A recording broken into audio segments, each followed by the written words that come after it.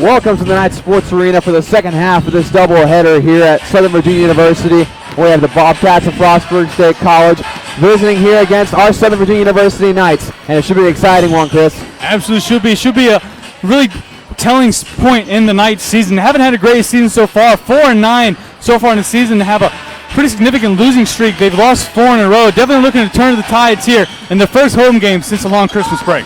Yeah, absolutely. And speaking of away games, right before the break, I had the chance to go along with the team to Randolph College and their game there. It was a game where different people were invited to come along, such as loved ones, family members, or just friends of the team. I see here we had a great time here. That's Sam Armstrong and his wife. And, of course, we went to Randolph College. It was just a great game overall. One of the most complete games I've seen the Knights play all season long. It was very fundamentally based, a lot of great defense played. And, of course, you see all the family members there. Of course, Athletic Director Jason Lamb there in the crowd. And, again, it was very exciting. One of the main players that we watched for and that did really well was Alec Johnson, the senior guard, who this year has been more of a passing guy. But in this game, he really took over shooting. He just phenomenal. From the first shot of the game right here, I mean, he had plenty of three-pointers, some great assists. And also this beauty, he ended up with 20 points, 8 rebounds, and 7 assists. This nice baseline jumper here, and really helped him lead the team. And along with that, Tyler McCready showing his dominance down in the low box. Had a really great game in that showing against Randolph. Made himself known. On the defensive side, see that just emphatic swat into the game with 22 points, 7 rebounds, and 4 blocks. Just a great way to turn the tide. Hadn't had a great season so far. And another player to watch that's been doing so well this season is Trey Dill. So consistent from outside, made several threes in that game. He ended up with 18 points, again, his career high, 10 rebounds and 3 assists. He's always just a reliable guy in the offense to give you that spark. And so the Knights were, and also there's also Jameer Cross, who of course a couple weeks ago had that great SportsCenter top 10 dunk. He had another one just like it here. I see him that tomahawk clutch in with 13 points, 3 rebounds, and 3 assists. And the Knights will take that one 87-68. A great offensive effort that we're able to witness there at Randolph College. But again, ever since then, it's been kind of a struggle.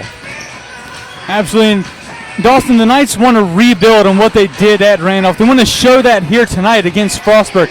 They want McCready to have a big game. He always has the height advantage, standing at 6'11", almost 7 foot tall.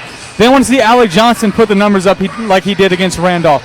Trey Dill has been amazing for this Knights team so far throughout this entire season, almost getting a double-double every single game. Just a monster on the rebounding side of things. He's a great freshman, and to think that he's only a freshman and contributes this much to this Knights team, it's just amazing to watch. Absolutely it is. And, you know, in this game against Frostburg State being number 2 in the CAC conference, and with the recent woes of SVU, they've dropped to the last place in the conference. So it's going to be a really big test for SVU, especially with the streak or losing streak going on. If they can break it against this team, that'll give you a huge confidence booster throughout the rest of the season. Absolutely, give you a giant confidence boost. And the Knights have key players that give them that spark, Trey Dill being one of them. Alec Johnson, you saw in the game against Randolph, absolutely being one of them. But expect the player to go off tonight to be Jameer Cross.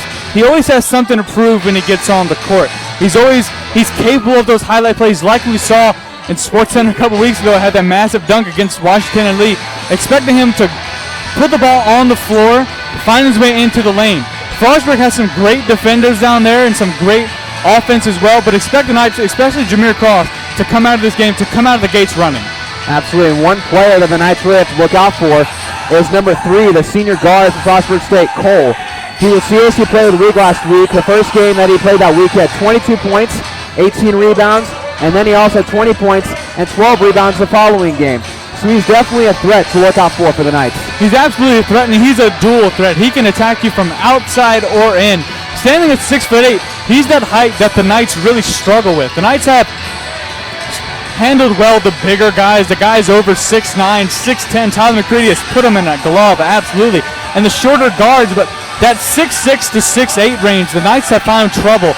That long, small forward or small power forward able to get into the paint or attack you on the dribble drive, or even pull it from deep. The Knights need to find a way to guard that. Expect them to put a Neil Davis of sorts on a player like that, on Cole, or maybe even a Trey Dill. Absolutely. And you mentioned Neil Davis, the two-sport athlete here at SVU, the leader in interceptions received in football here at SVU. Again, like I said, a great defender. I mean, he's done that in most sports. and he just gets up in your face. He's just really athletic as far as that's concerned. He compared himself to Russell Westbrook at the beginning of the season as far as athletic ability is concerned. Not quite Russell Westbrook, but we understand what he means. He likes to compare his game to that hard-nosed, hard-effort type of play that he likes to give on the court. Absolutely, and I also expect the Knights to run a slower-paced offense. This Frostburg team loves to run and gun, and the Knights simply don't have the athleticism to keep up with that. So expect a lot of work to come from Sam Armstrong, whether it be shooting it from beyond the arc or finding it open fast, finding a Jameer Cross or a Tyler McCready. Expect Sam Armstrong to have the ball in his hand for a majority of tonight and really be the floor general that the Knights need. Absolutely, and one more player to look out for that we always seem to forget, but he always makes an impact in the game. Michael Neufville. Michael Neufville comes in, and he's got a great shot from the outside. He's 6'7", feels taller than that, but he's got great post play, some great spin moves he's able to do. He's just very productive when he gets in there for Tyler McCready. And with that, we thank you so much for joining us today. We'll be right back after the national anthem and the prayer here at the Knights Sports Arena. We're excited for this CAC match between the Knights of SVU and the Bobcats of Frostburg State. We'll be back with you in just a few moments.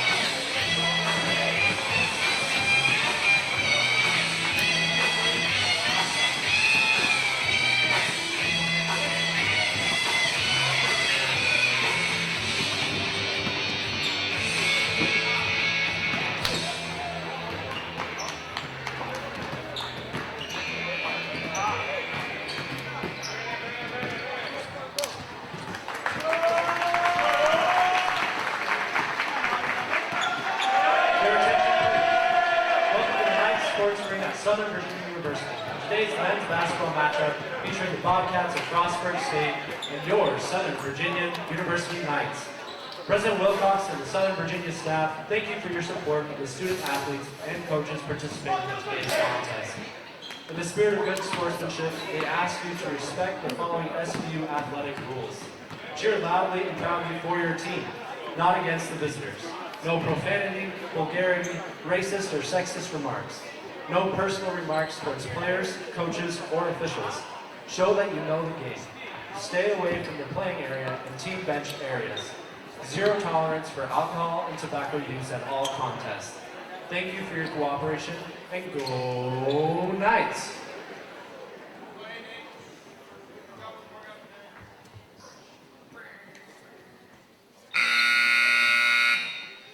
In accordance with tradition at Southern Virginia University, we will begin with a word of prayer which will be offered by Caleb Layton. Dear Heavenly Father, thank you for this wonderful evening. And we're so grateful to be here for this great game that we all love.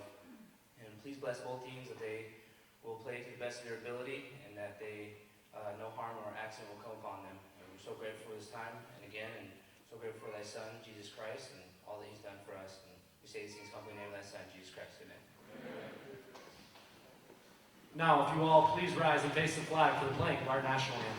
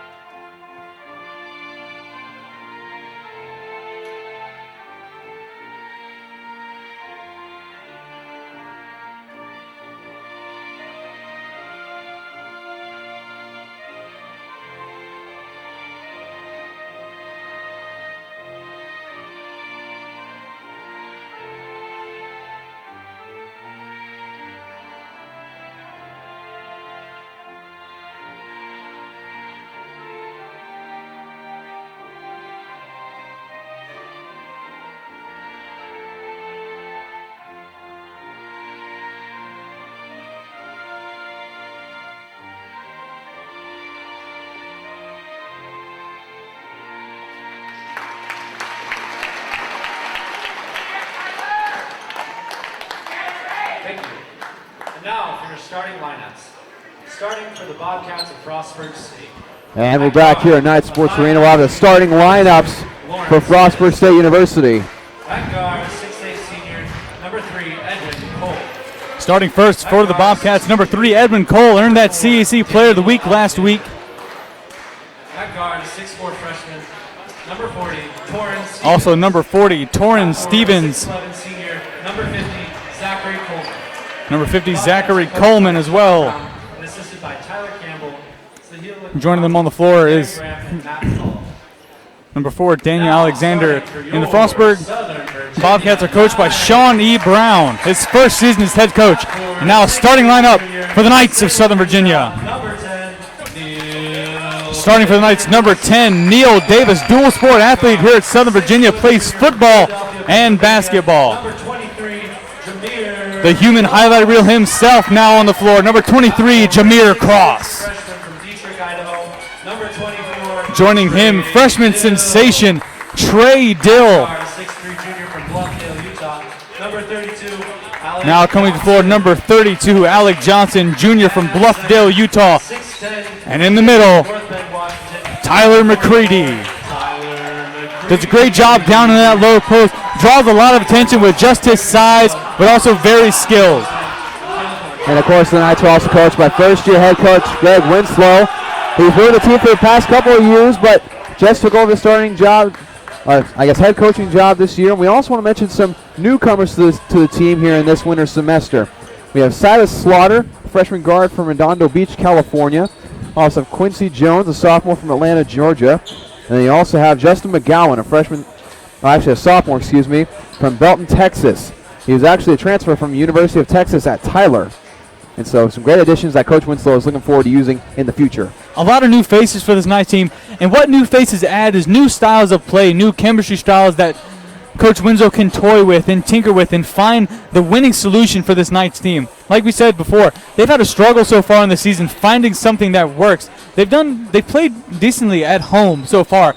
So hopefully we can see a good home showing from the Knights and they can pull out a win against a formidable opponent in Frostburg. Absolutely, the Knights could really make a statement here with a rebound win, so to speak, with the past couple of games they've had against a really talented Frostburg State University team. We'll see if they can pull it out today. And so tipping off will be Tyler McCready and number 50, Zachary Coleman. And if you just looked right there before the tip, you saw Zachary Coleman jawing at Tyler McCready. So the chippiness has already started. The smack talk has already started between these two programs. So Frostburg State wins the tip. Edwin Cole, again, CSC Player of the Week last week, had the ball. Gives it back to Lawrence Pettis.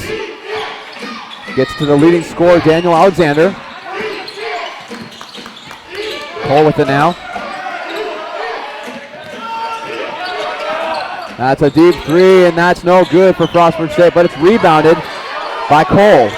That's what you have to worry about with Cole. He's 6'8", but he looks taller. but he has extremely long arms, and that's why he was CEC Player of the Week last week. Did so much on offense in some of the Bobcats' prior games. Not the leading scorer for this team. Leading scorer is Daniel Alexander, but Cole right there behind him just does a great job for Frostburg. And the Knights need to watch out. We need to get someone on him that can hang with him. And that's going to be a foul. It looks like it's against number 40, Torrance Stephens. Is fouled as he goes up for the shot.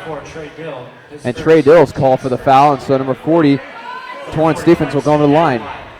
And we're talking about Cole here being with the height and length that he has as a guard. Makes it difficult for him to guard because none of the guards at SVU have quite that length or size.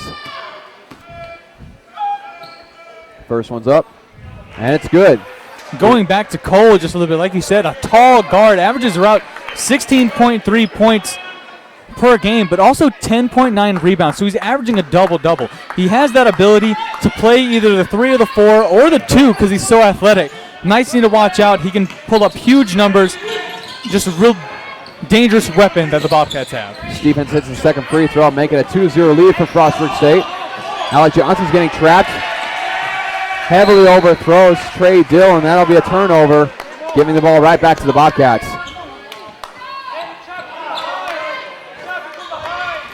Inbounding it now. Taking it down the court is number 2, Lawrence Pettis. Out to the corner to Cole. Jameer Cross working him now. 3 attempted there. No good by Lawrence Pettis. Rebounded by Trey Dill. Second time Pettis has tried that deep 3, and the second time he's failed to convert on that. McCready working the outside. And Dawson, even though Lawrence Pettis for the Bobcats has struggled getting on the board so far, that didn't stop him in the Bobcats' last game where Pettis put up 22 points by himself. That shot no good from Trey Dill, and like you said, not afraid to shoot those shots. So look for him to hit those later in this game. Bobcats move the ball around, still with a 2-0 lead.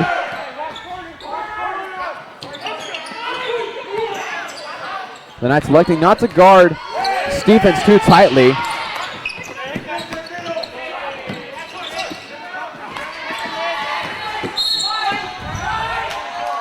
And that's going to be tipped out of bounds. A good effort there by Trey Dill and Tyler McCready. And that's a missed shot from number 4, Daniel Alexander. Almost such a good hustle by Trey Dill that he almost ran into the booth here, almost knocking down our monitor.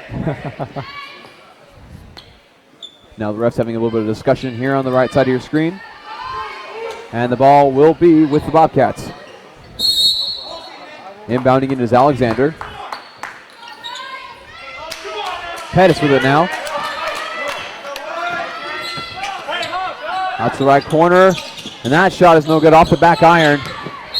And again, tipped out of bounds by Tyler McCready. Looked like Tyler had a hand on it, about to get it down, but Zachary Coleman able to just tip it off the hand of McCready and go out of bounds. Something Tyler McCready isn't really faced with so much in his career here at SVU. Someone that's taller than him. Tyler McCready is 6'10", bordering 6'11". Zachary Coleman is listed as 6'11", looks more like he's 7 foot. Absolutely does, and that's Daniel Alexander dribbling it out of bounds. Jameer Cross in trouble.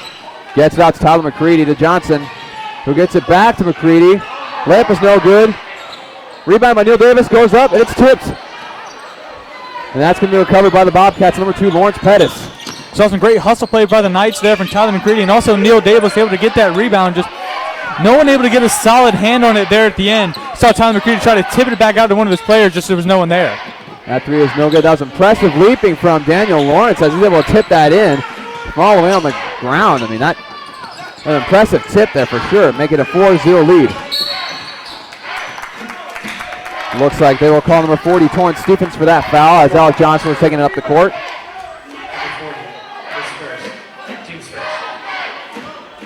So Neil Davis will inbound it here.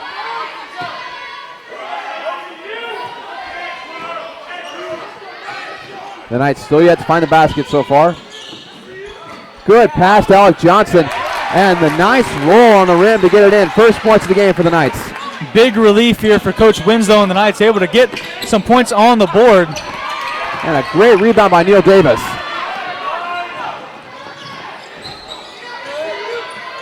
Gets to Jameer Cross. To Alec Johnson. Back to Cross for three-point attempt. It's no good off the back iron. And number 40, Stephens, able to wrestle it away from Tyler McCready.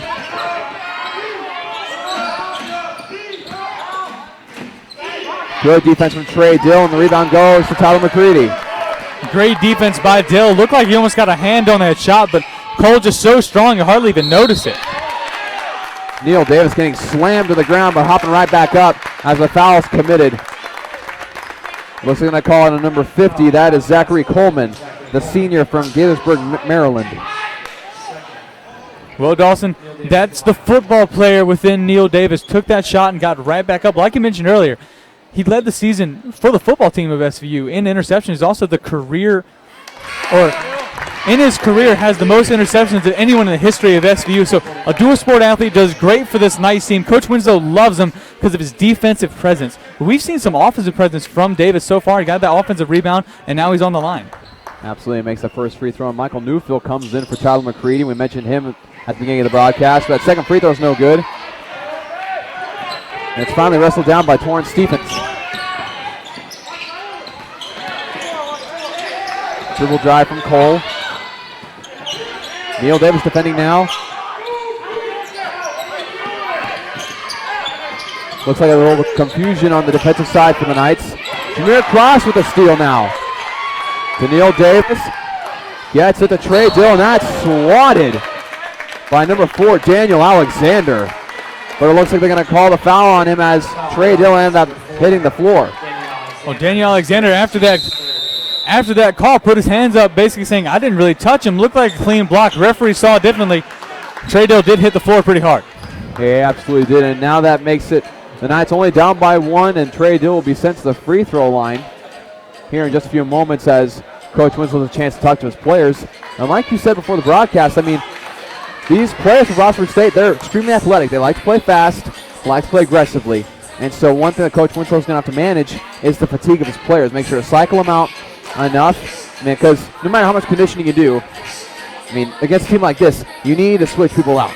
It's bound to happen. So who's going to step up? Who's going to be the ones that come in and provide relief for these starters? Absolutely. The starters we've seen so far, a lot of focus on defense with Davis and Cross in there, but one of the defensive staples for this game, Kellen Winslow, the senior from Ventura, California, not in this game so far. I realize it's only the opening couple of minutes, but he's really been a defensive juggernaut for this team. He just knows where to be. Doesn't do too much on the offensive side, just knows when to get rid of the ball and pass it, but really great defensively. So maybe that can help slow down the onslaught that Frostburg wants to put on the Knights. They want to play fast, like you mentioned. They have just extreme and freakish athleticism. I mean, we saw Daniel Alexander. He's a little bit over 6 foot. He stands at 6'2", almost get a put-back dunk earlier in this game. Yeah, absolutely. And talking about Kellen Winslow, he's struggled with injuries so far this season. So part of the reason why he hasn't starting so much lately, just to kind of protect him a little bit. Again, like you said, hopefully we'll see him later on and provide some help for this defense. But for right now, Trey Dill will be going to the free throw line, the freshman who has done so well so far this year in adding his abilities to this team. Does so much for this team, especially on the rebounding side of things. He's just so tenacious, has that Dennis Rodman style of play where he just wants the basketball. Doesn't care who's in front of him, whether it be his own teammate, he's going to get the basketball, and he's just so fiery on offense as well. And with this free throw, the Knights take the lead, 5-4. Trey Dill goes 2 for 2 from the line. And now Lawrence Pettis will take it down the floor for the Bobcats. The Knights showing a little bit of pressure right here.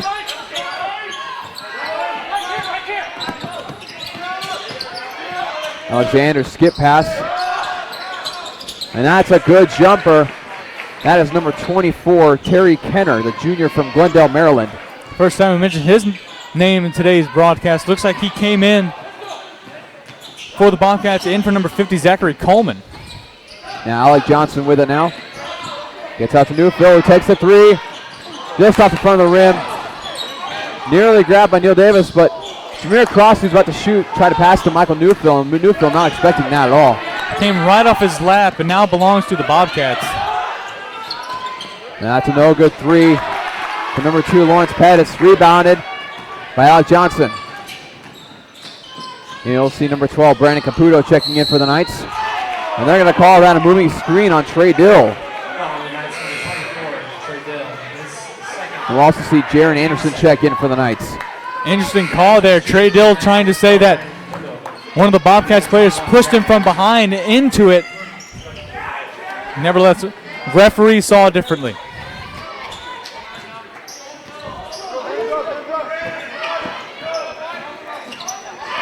Bobcats working with it now. That was Cole, mid-range jumper, but no good. Newfield with the rebound, gets to Jaron Anderson. Jameer gets to the Jaron Anderson again, who dribbles in. Floater no good, rebound by Newfield, goes back up with it, and that's going to rattle in. See Michael Newfield just get that rebound, able to put it on the floor, then put it up smoothly. But Dawson, even though Michael Newfield is a great player, not the player I want to talk about right now, Jaron Anderson for the Knights, such an offensive threat. So dangerous from three-point land. This is his first home game back since that devastating ankle injury he had earlier in the season. Yeah, that really prevented him from playing for a while, and this team missed him offensively. Great pass to Jameer Cross. He's going to dribble in, go up, and it's good. Give him a three-point lead early on here in the first half.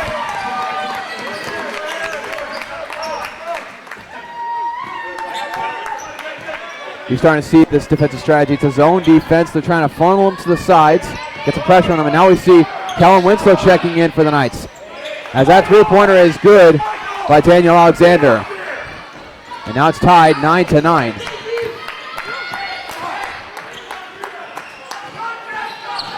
Jaron Anderson with it now. And he saw number 2, Lawrence Pettis, trying to reach in there and take the ball away from Jaron Anderson. He gets whistled for it. That's the first foul call on Pettis of this game. You see Kellen Winslow checking in for Neil Davis. Another good sight to see. You see 2 players on the floor. Again, Kellen Winslow and Jaron Anderson have struggled with injuries for very important parts of the season. Now finally able to come back and provide some quality minutes for the Knights. And the Knight Arena and the SVU faithful are so glad to have them back. Kellen Winslow adds so much experience to this team. A nice dish from Jaron Anderson to Michael Newfield. Anderson also has that great passing ability as displayed there on that pass to Newfield. Just such an offensive threat. Can shoot it from deep. He can drive in when he wants to. Doesn't do it that often. He really loves to stay on the three-point line and find open passes to his teammates. Brandon Caputo playing tight defense right now. And they're going to call the foul on Brandon Caputo. He can't believe it. The ref saying that he got a little piece of Lawrence Pettis' elbow.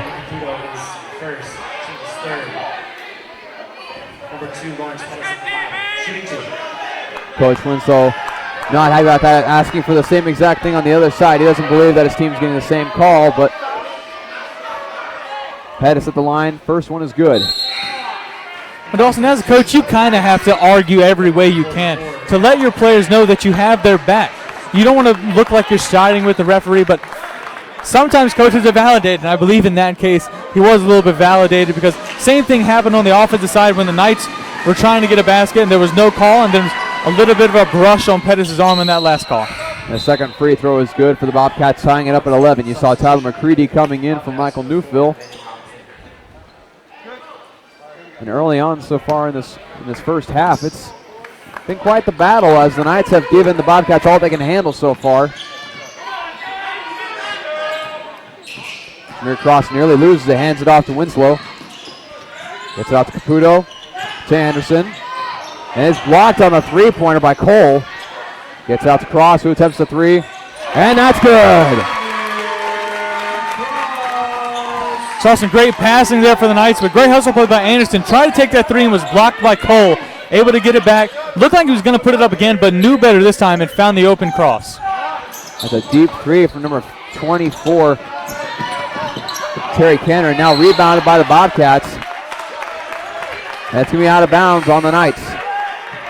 And Dawson, I like that play because if Winslow wasn't there, you would have seen Cole just pick up the ball and really no one in the path between him and the basket besides Winslow, who was basically on the ground. So by Winslow getting a hand on that and getting his foot out of bounds, it gives the Knights a chance to restart, regroup, and get this game underway. One of the new faces for this Knights team is in the game, number 3, Quincy Jones, as that foul is called on Alec Johnson against number 24, Terry Kenner. Number 3, Quincy Jones, is a sophomore guard from Atlanta, Georgia.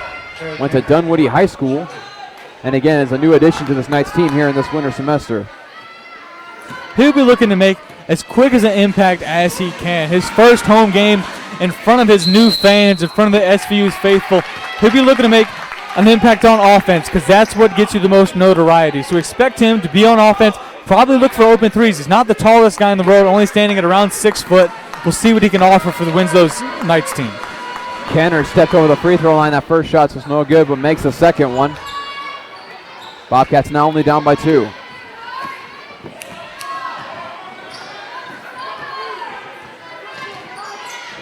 McCready working the outside. Alec Johnson to Jones. Gets into Jaron Anderson, who goes inside. A nice move as he's in the air to get the basket. Great double clutch layup there by Anderson. He saw Cole coming in trying to swat him. Great move, great knowledge, great basketball IQ shown by Anderson. Anderson doing some great corner defense there.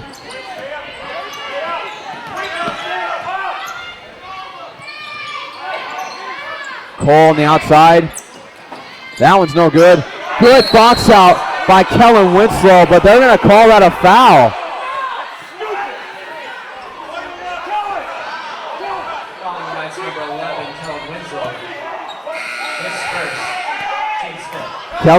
Coach Winslow is actually defending the call to Kellen because Kellen Winslow had a good box out, but as the Frostburg player was in the air, he kept on backing up and therefore committing the foul. Can't do that. That's a really dangerous play. You had him on the initial box out. Nothing Cole could do, but as soon as Cole leapt up into the air, Winslow kept backing up and basically cut the feet out from under him.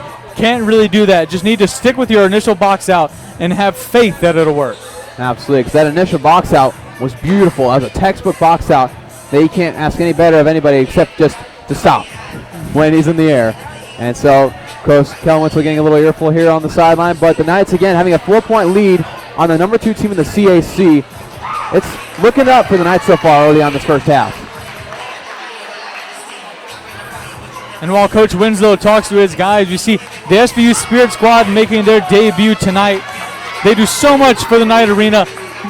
People that come to visit the Knight Arena, opposing teams say it's the hardest place to play at in the CAC and maybe even in the country. It's so small, compact, and the SVU faithful come out in droves, and it's just so loud. And the Spirit Squad gets that environment ready for night sports. And if you just recently joined us here on the Night Sports Network here, where we try to bring you all the great stuff about SVU and its athletic events, including Spirit Squads, basketball, football, baseball, you name it. We do our best to cover it for you, especially for the parents of these athletes. And again, we thank you so much for joining us as that timeout breaks. And now the Bobcats will have the ball on their side of the court. Interesting to see that Pettis is the one inbounding the ball right now for the Bobcats. You'd think if you were the Knights, you'd just stick Tyler McCready right in front of Pettis and not allow him to get the ball in. But it worked out as Tyler McCready gets a nice block there to get the Knights the ball back. See a mismatch down in the blocks here with McCready. McCready backing him down and getting the basket. Tyler McCready getting his first basket of the night. A wide open outside shooter. And that's good for number 24, Terry Kenner. Alec Johnson working with it now.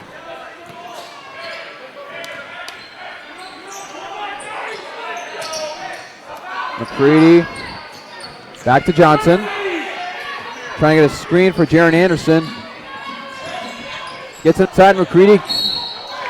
And he threw the elbow there. And of course, a little bit of acting doesn't help when it comes to the Bobcats number, I believe it was number 10. Sean Patterson that took that charge. Well, Patterson really had to kind of sell the act there because he was caught in the same situation that he was in the exact last drive the Knights had. He was one-on-one against McCready.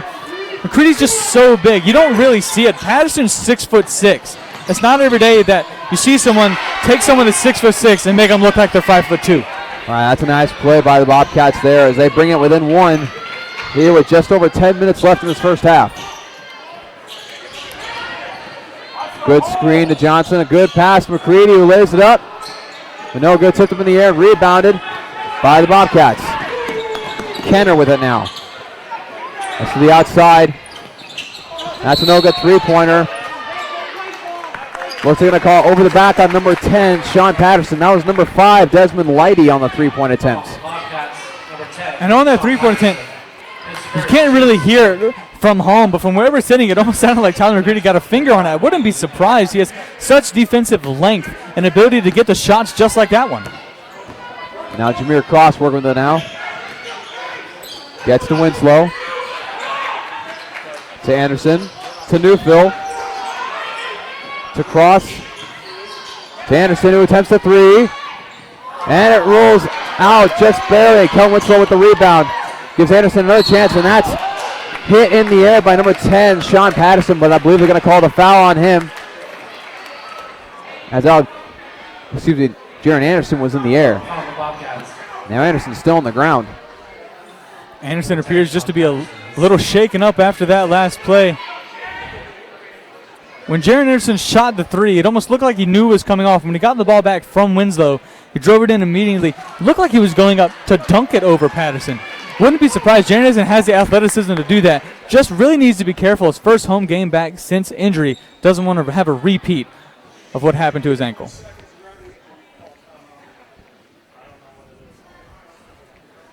Yeah, it looks like they're just clearing up blood here. The refs and athletic staff want to make sure that this environment is as safe and clean as possible for them to participate. And so just taking care of that as Neil Davis checks in for the Knights. Incoming substitution for the Knights, number 10, Neil Davis.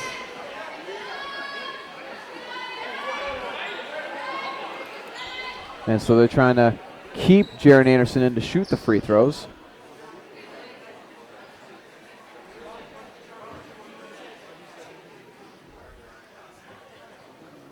Still trying to figure out if he's bleeding or not. Again, the ref's just trying to make sure that it's not a big issue. Now Sam Armstrong coming in here to shoot free throws for Jaron Anderson. That's the first time we've seen him tonight. Absolutely expect him to take that position as the point guard of this team, to really take the ball up the floor between him and probably Jameer Cross, the two best ball handlers on the team. See if he can get the ball in to Michael Newfield. Michael Newfield, one of the smoothest players I've ever had the privilege of watching him play. Only stands at around 6'6", but has those long arms and the ability down to the post to take on bigger opponents. I wouldn't be surprised if his wingspan was about 6'10". But again, like you say, just has a wide wingspan. The first free throw from Sam Armstrong is good. And Sam Armstrong, one of the great consistent shooters here on this Knights team, as that one just goes in and out, going 1 for 2 from the line.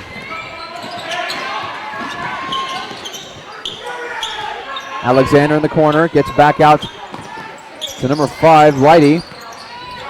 Newfield defending now. Dribble in, off the front iron.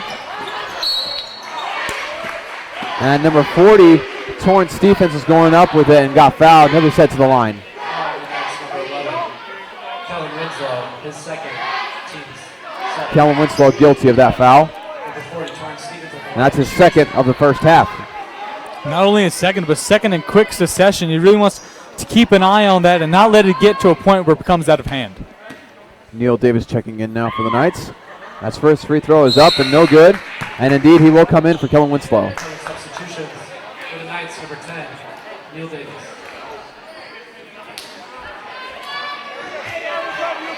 Now the Bobcats still find themselves down by 2.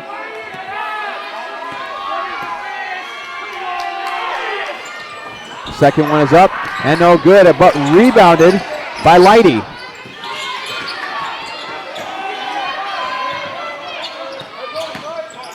Newfield defending. Back up top to Pettis.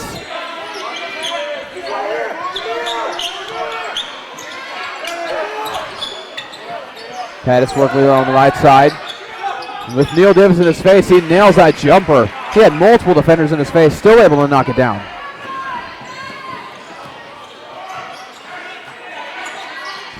Neil Davis hands it off to Cross. To Johnson. Gets a good screen from Newfield. Gets the jumper. Good rebound by Sam Armstrong. Goes inside and gets the and one. He had 2 defenders draped all over him and still gets it to go. This is hustle play you want to see from the Knights. it almost so you thought Michael Newfield, the way he was crashing glass, was going to get a hand on that, but Armstrong basically coming out of nowhere, just popping up, then had the ball, an easy two. Great hustle play by Armstrong. And now that gives him a 2-point lead yet again with a free throw on the way.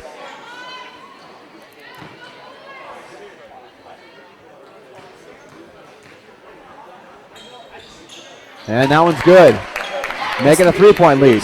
Armstrong hasn't been in the game, but for maybe a few minutes, maybe 1 or 2 at most, and he's already racked up 4 points.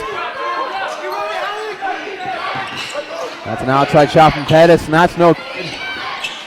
Newfield playing for that rebound. Neil Davis brings it back inbounds, but Bobcats able to get it. Pettis working into the paint. And Neil Davis is whistled for the foul. I thought he got a hand on it, but it looks like he got a little bit of the arm as well. And that'll send Lawrence Pettis to the free throw line. Number 2, Lawrence Pettis at the line, shooting 2. Pettis has 4 points in the night. He'll be looking to make it 6 here with these 2 foul shots. First one's up and good.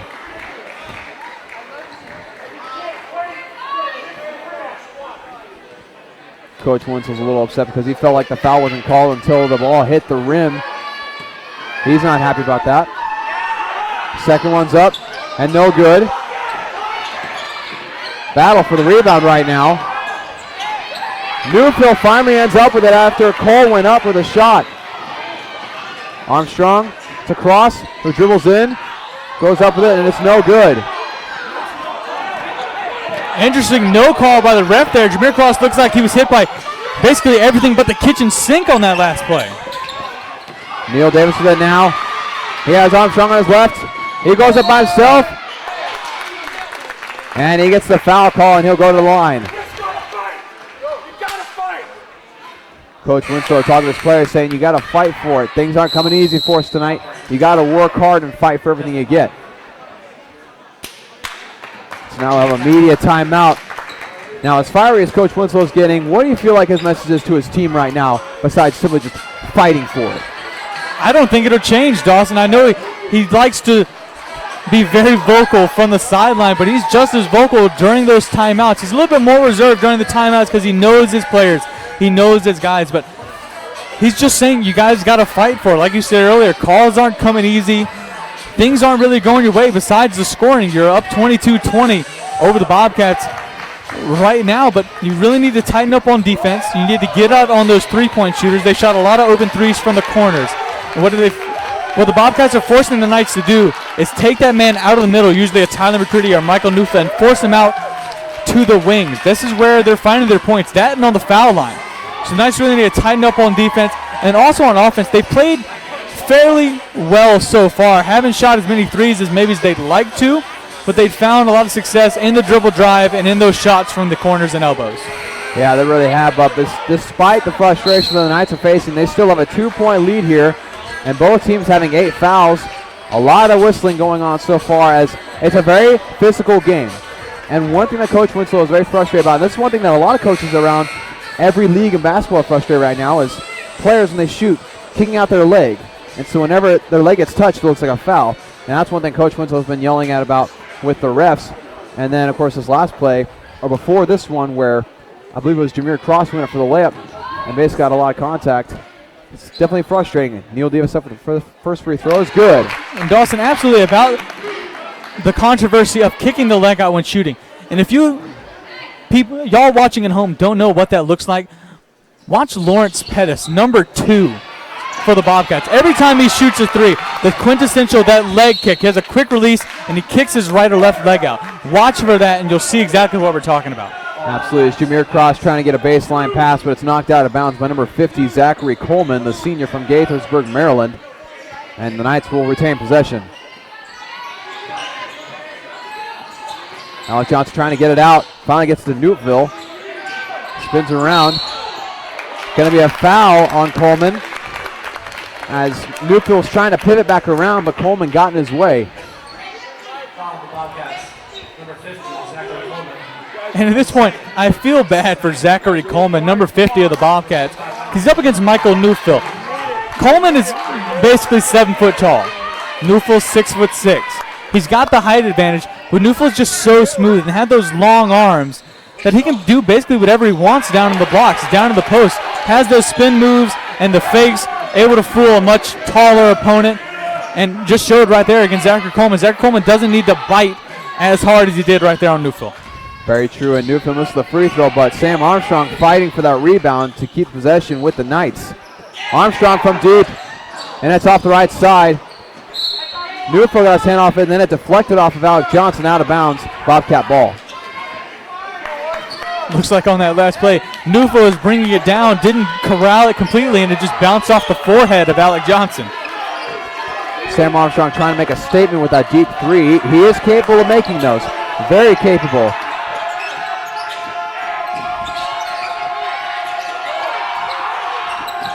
And that's a good jumper by the number 40, Torrance Stephens. Stephens now has 4 points and 7 rebounds.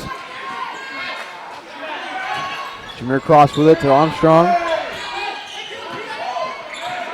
The Knights keeping a 1-point lead right now. Neil Davis fakes the three. Shot clock winding down. Sam Armstrong for the corner is good. Great work by Armstrong shooting over the much taller Coleman. Had that wide open shot from the corner. Great work by the Knights. Great ball movement. An attempted alley-oop for the Bobcats, but it ends up just being a successful assist to Edwin Cole. Something the Knights need to be weary of. If you saw how high Cole got up on that last alley-oop attempt. Yeah, the pass would have been any better. They could have easily had a slam dunk. Johnson inside, hands off to Neil Davis. Jump shot is no good. Rebounded by the Bobcats, number 40, Torrance Stephens. Pettis for three, and that's good. And that'll give the Bobcats the lead.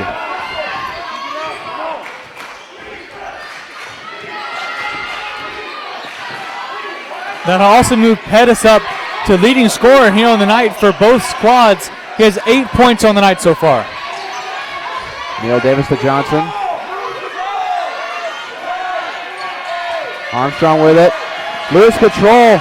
And it's taken up by number 4, Daniel Alexander.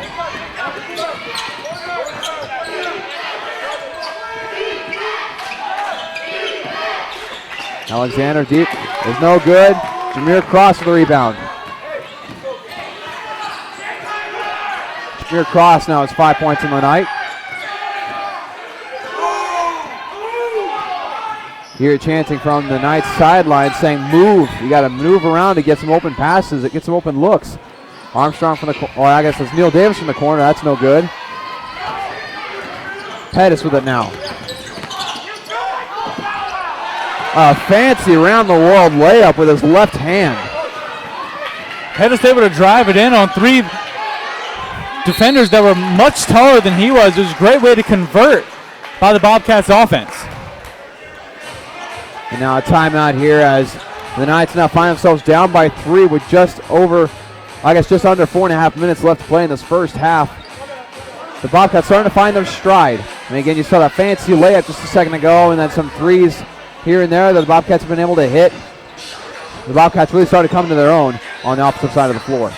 They really are, especially on the dribble drive. We saw that last drive with Pettis. Someone you wouldn't think would drive the ball in, especially on a Michael Newfield and Tyler McCready and guys of that height. But showing really some guts to go down there and do what he did. But just like you said, Frostburg really finding their stride. They finding that confidence. As they saw, they tried to do an alley-oop attempt. That takes confidence to do. The Knights need to find that confidence in their offense. We saw Sam Armstrong taking some really good shots. That's the confidence, that infectious confidence that needs to bleed throughout the team. Absolutely. And now again, Coach Winston is trying to recuperate his team. Fatigue, probably starting to settle in with how fast Frostburg State likes to play. But again, like I said, this Knights team is resilient. And then we now have number 3, Quincy Jones, coming in here, giving them some relief. Quincy Jones hasn't been able to do much so far early in this game, but we're hoping to see him add a little bit more as he gets more comfortable with this team, more comfortable with this offense as he continues to play. Absolutely. Looking to him to make a really good impact on the team. Like we mentioned earlier, on the offensive side, looked kind of lost last time he was in the game. He'll definitely be looking to turn that around. So now the timeouts are breaking here for both teams.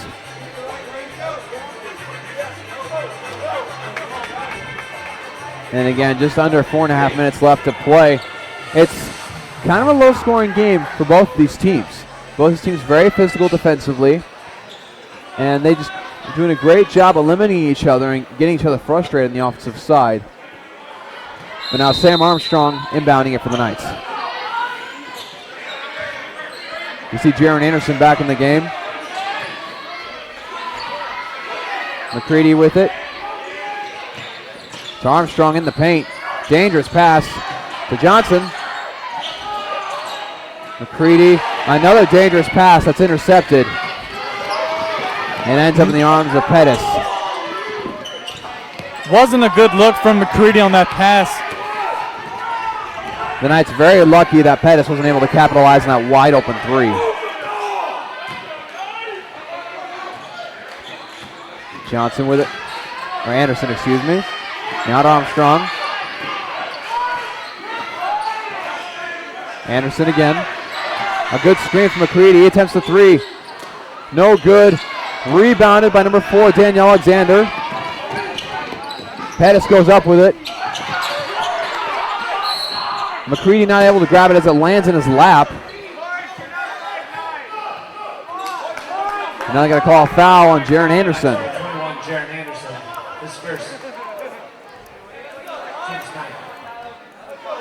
Now looks like it'll send number 4, Daniel Alexander, to the line.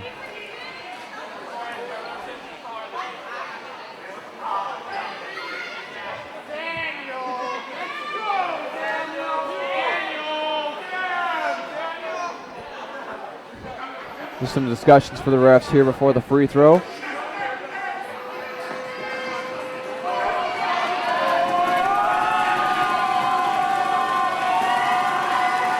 First one's up, and it's good. Make it a 4-point lead for this Bobcats team. Bobcats really come to life in the last couple minutes here against the Knights on offense, finding their stride and applying that swarm-style defense on the Knights to really force those turnovers.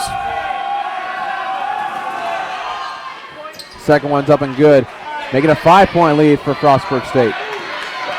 Shamir Cross with it now.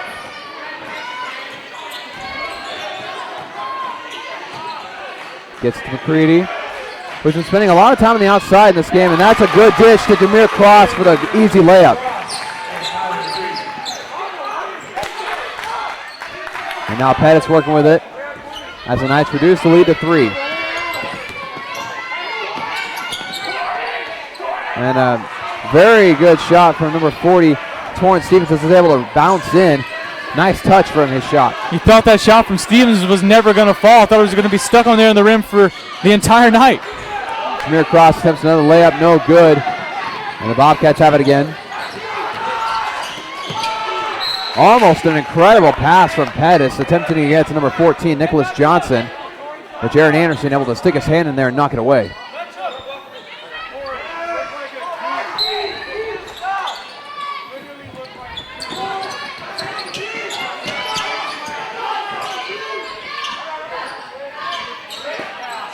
We're in the paint to Cole. Cole with the hook shot, and it's good. Make it a 7-point lead. Now Michael Newfield will be checking back in for the Knights along with Alec Johnson. Tom McCready just barely able to get to that one. Jaron Anderson passed out without even looking, thinking that he was there, and it goes straight out of bounds. So coming out of the game will be Sam Armstrong and Tyler McCready. And Dawson, looks like the Knights right now are just ready for that halftime break to get their legs underneath them, get their breath back, because they're playing a little bit hurried right now. They're playing rushed. They're almost playing scared. They're passing the ball away too soon, and it's hard to think what that can be attributed to. And now Neil Davis in here for Quincy Jones, and that fadeaway shot is good by number 40, Torrance Stevens. Now Stevens with 8 points. Neil Davis with it. Get to the Jaron Anderson on the outside. Dribbles into a trap and passes it straight to Daniel Alexander. Alley-oop, and that's no good. And Neil Davis able to get the rebound. Had the height, but now here come the Knights. And a good alley-oop way up to Jameer Cross. A little too far back for the dunk, but still able to capitalize. The Knights playing a little game of anything you can do, I can do better. And they're going to call the foul on Michael Newfield there. As number 2, Lawrence Pettis is going in for the layup. The Knights, number 45, Michael Newfield, his first, team's 10. So Pettis back at the line. This will be his 5th free throw attempt. Pettis now leads the Bobcats with 10 points so far tonight.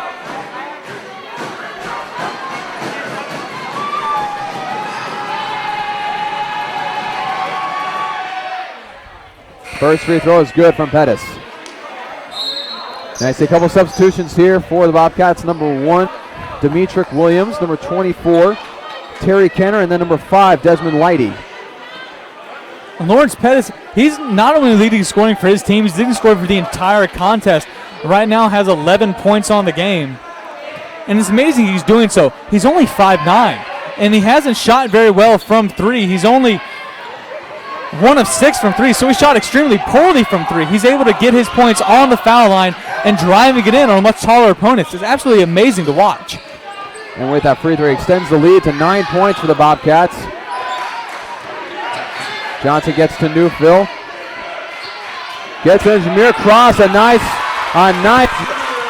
go there. A nice cut for Jameer Cross to get him the layup. Great cut by Cross, and even a better find by Newfield. Able to find him deep into his cut into the lane and get it in for 2. And they're going to call another foul on the Knights on Michael Newfield. That'll be his second. Fans in the Knight Arena are just absolutely frustrated right now.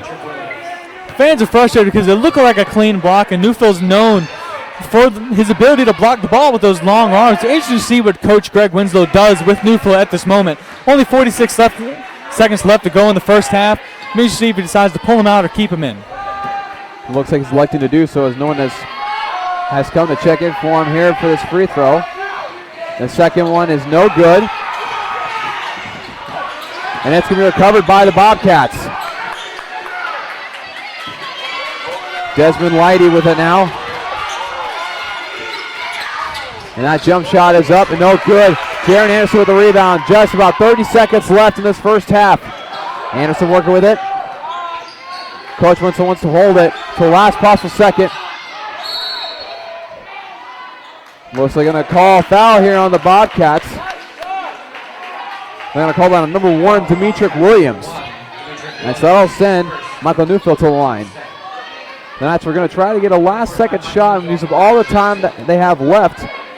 But instead, Michael Newfield is trying to do something in the paint and got fouled. Michael Newfield is a very consistent free throw shooter here at SVU. He's just a consistent shooter overall.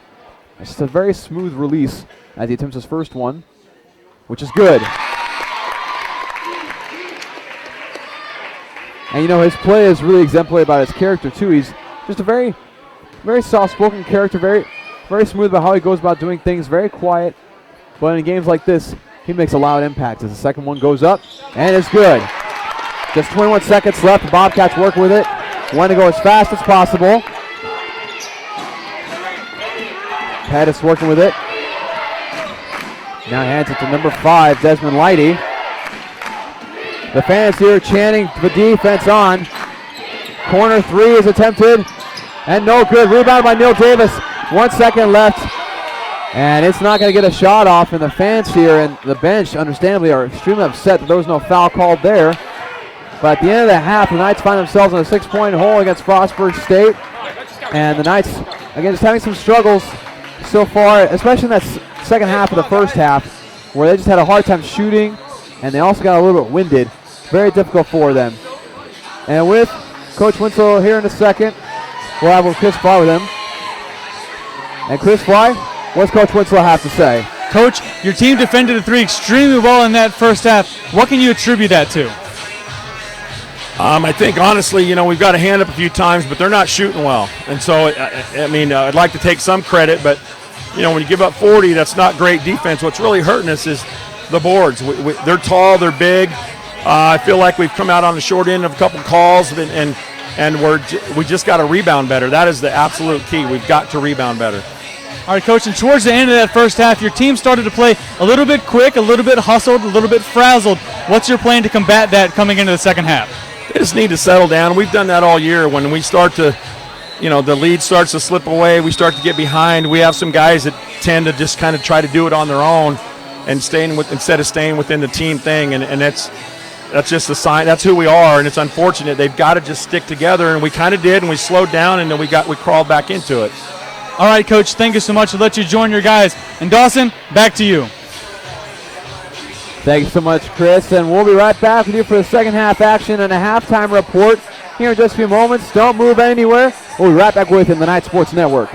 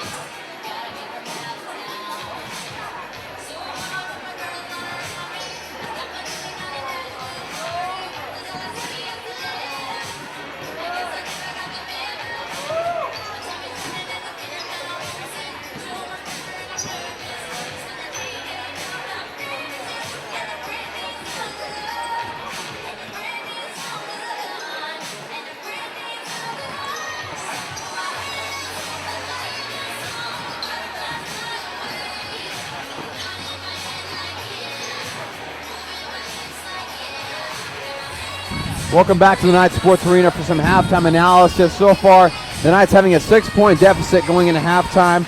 A lot of frustration on the Knights side, on the Knights side of everything right now.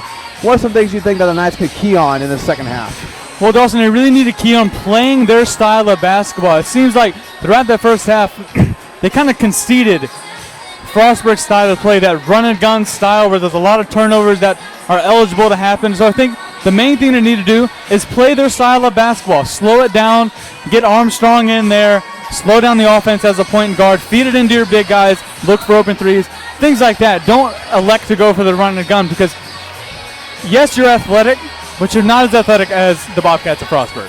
Absolutely. It's very few teams in this conference are as athletic as Frostburg State is. And talking about some impact players for them, Lawrence Pettis, their point guard, has 12 points. Somehow, we talked about it, he hasn't shot the ball very well. He just got to the free throw line a lot of times, did really well at getting to the basket, getting to the free throw line. But also another player that the Knights really need to watch out for is Torrance Stevens. He's the one with the goggles out there, number 40. But he has 8 points, 8 rebounds, and could easily get a double-double. He's just one of those creepy players that just kind of gets those stats very quietly. He's just been a silent assassin against this Knights team, and he's only a freshman. So to be able to put these numbers in as a freshman is just unbelievable. The Knights really need to key on that. Yes, he gets those numbers, he gets them quietly, but the person that's been getting the most numbers for Frostburg is Pettis. And he only stands at only 5'9". He hasn't been getting them from the three-point line. He's shooting 1 from 6, 1 from 7, right around that range from behind the arc. So he's been driving in. He's 5'9". We've got Tyler McCready, who's 6'11". You can't allow Pettis to drive in and draw 3 guys in and still convert on shots. Yeah, the main problem right now with him driving the paint is that whenever the Knights bring some people to defend in the paint, most of the time tonight it's been called a foul. Even if, most people would think it would be a clean block or something like that. It's very tough to get things done when it feels like the calls aren't on your side. And so as a team, you just kind of have to mentally push through that and kind of change the game a little bit, which is what the Knights don't really want to do, as you pointed out. But they're going to have to switch up some things if they want to accompany that. Actually, and both teams have been shooting fairly poorly throughout this game. Right around the 35% mark for both teams from field goal range. But from the three, neither team has shot well at all. Right around the 20s, even the upper teens for both teams. So defense, whether yes, it is good for both teams playing some pretty fair defense from beyond the arc and within the paint. Both teams have found a struggle shooting. We've seen that through this Knights team throughout the season. They have a hard time in the beginning, in the first half, finding their shot and finding their range. And Frostburg, fortunately for the Knights, yes, they're up, but they haven't shot very well either. The first team that finds that groove, I think, will take the upper lead coming into this second half. Absolutely. There's some players for the Knights that have had good moments shooting, like Jameer Cross had a couple of good shots, an open 3. Sam Armstrong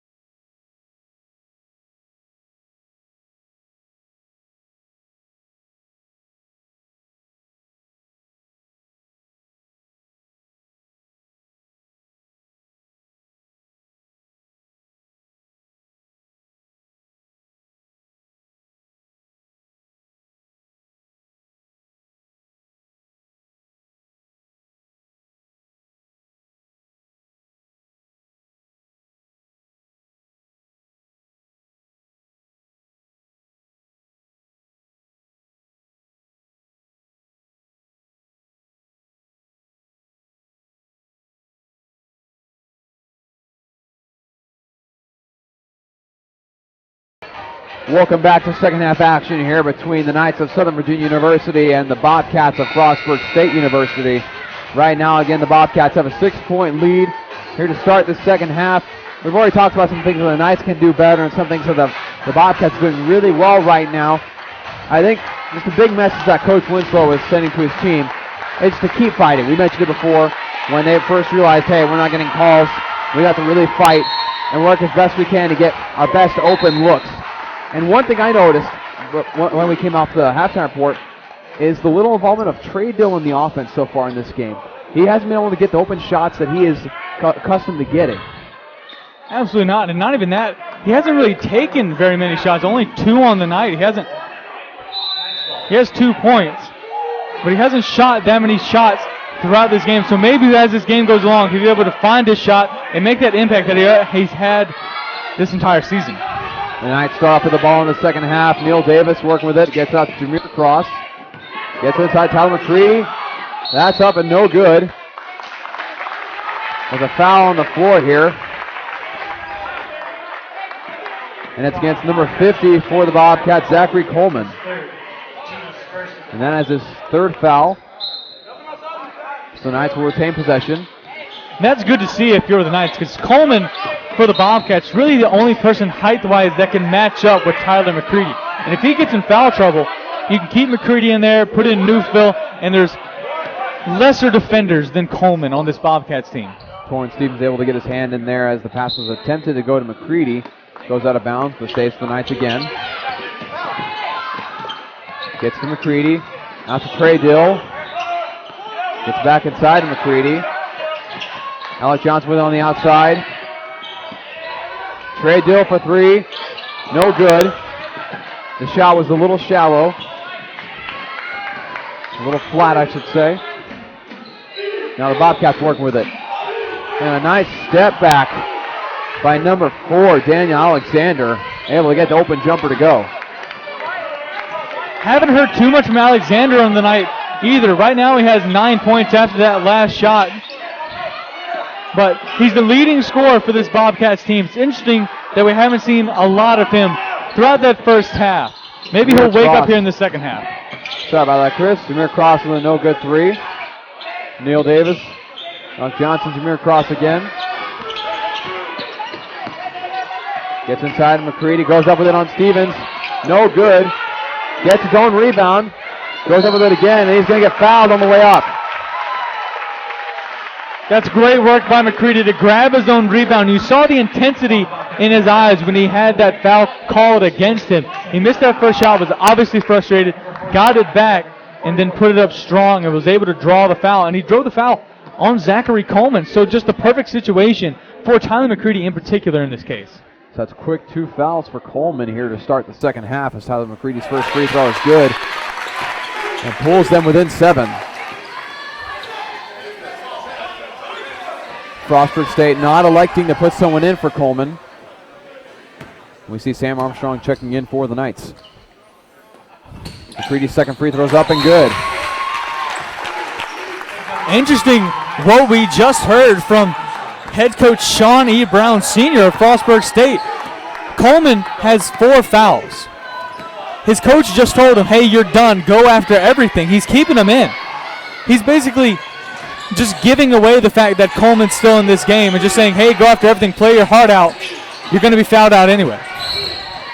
And they're going to call out of bounds right there. It looks like it was a number 2, Lawrence Pettis, and so it'll be Knights ball. The Knights now finding themselves down by 6. Armstrong on the outside for 3. It's no good. Too far. Rebounded by Stevens.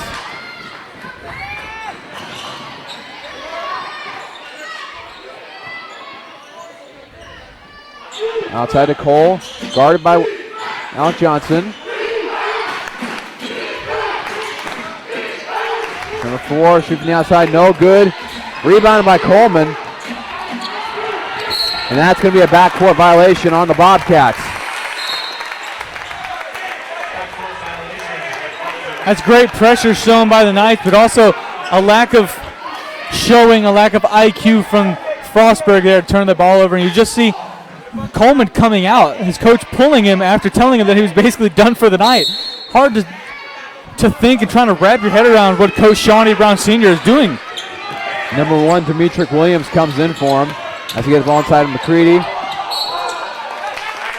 Stevens fell to the ground, but there's a foul as Tyler McCready went up for the shot.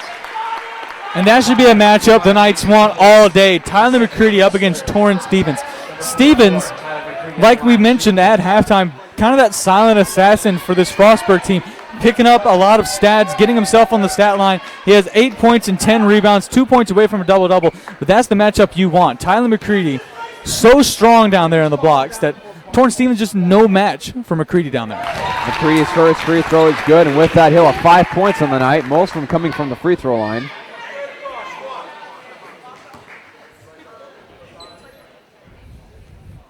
McCready attempting his second free throw. That one's no good. Knights now within 5 as that one goes out of bounds on Alec Johnson. So the ball will go to Frostburg State.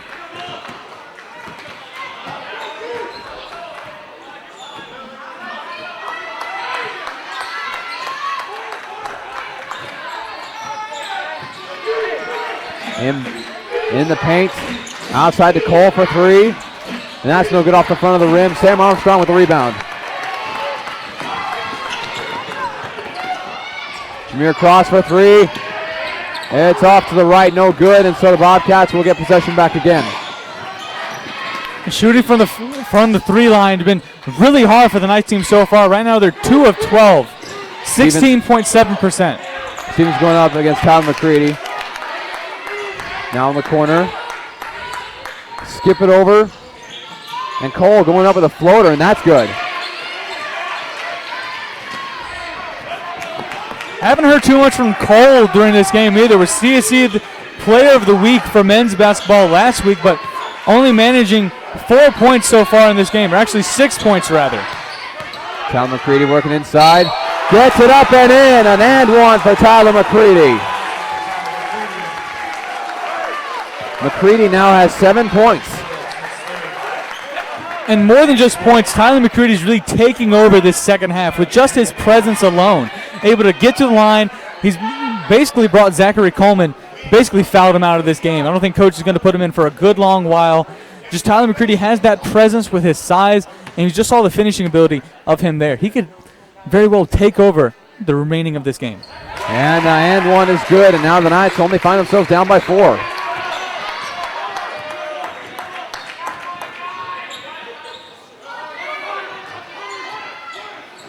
Alexander working it on the far side.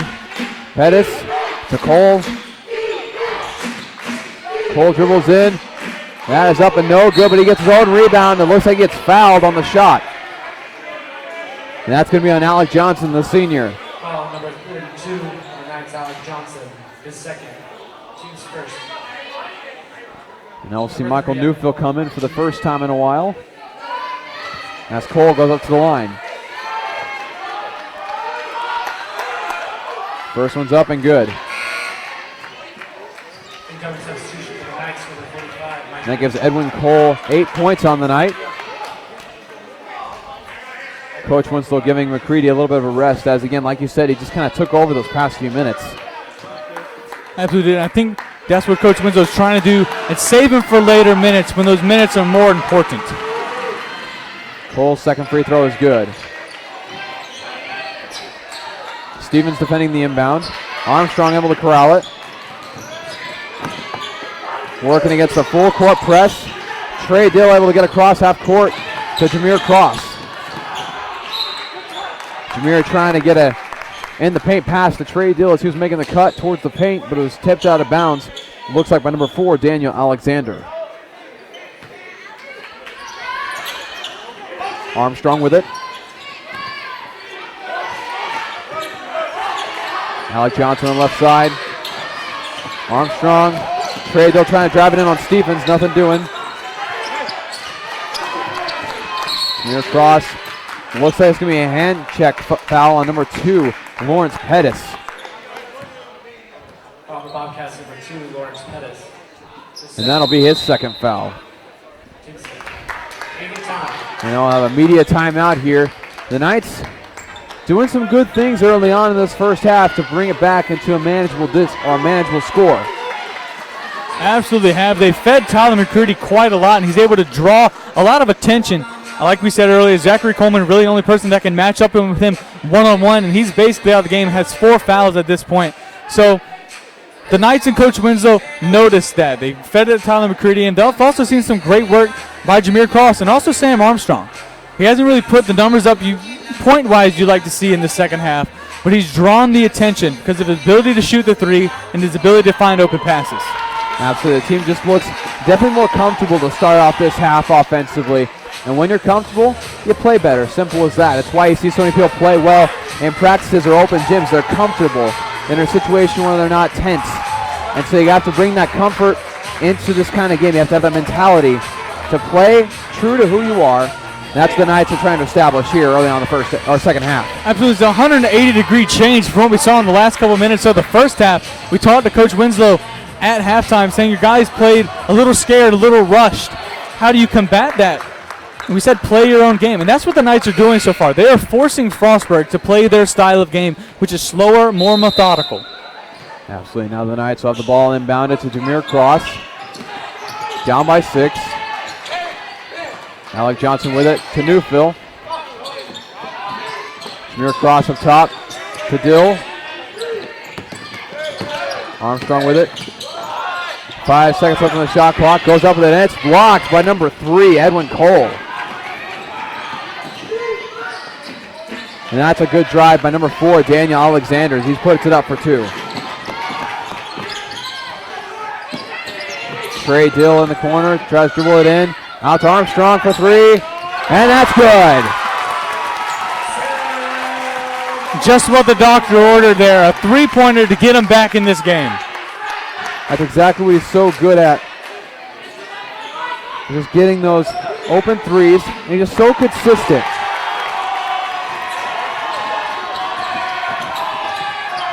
Sam Armstrong with it. Jameer Cross with the jumper. That's no good, too far. Michael Newfield, the rebound, goes up with it. Too strong, Dill with the rebound. Up, and it's good.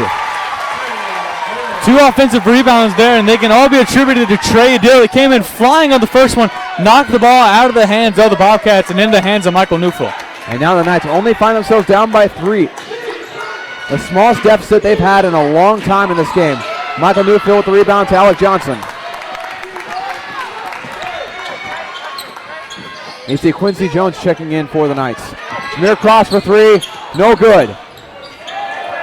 Don't mind that shot at all. Jameer Cross had a wide open 3 in the corner. That's the highest percentage 3 you can take. I don't blame it at all. Michael Newfield with the rebound. I completely agree with you there, Chris.